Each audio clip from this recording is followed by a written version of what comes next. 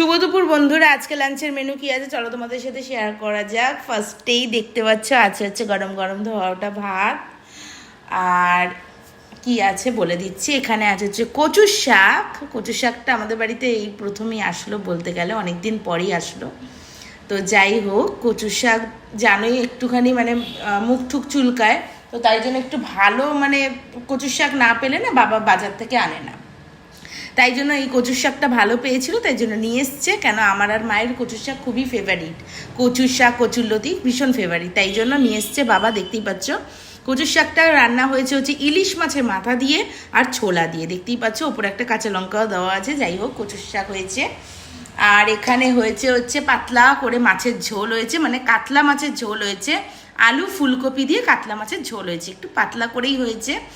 কেন বেশি মানে রিচ সবসময় খেতে ইচ্ছা করে না, তাই জন্য একটু পাতলা করেই ঝোল হয়েছে। দেখতেই পাচ্ছ ফুলকপি আছে, আলু আছে, এই যে কাতলা মাছের ঝোল।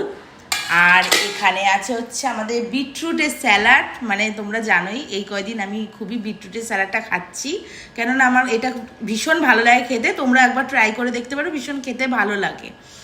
আর এটা রুটি ভাত সব কিছুর সাথে খেতে ভালো লাগে। যাই হোক, তো এখানে আছে হচ্ছে বিটরুটের সেই স্যালাড বলবো না, রায়তা বলবো, কেননা টক দইও দেওয়া আছে, তাই জন্য রায়তাই বলা যায়।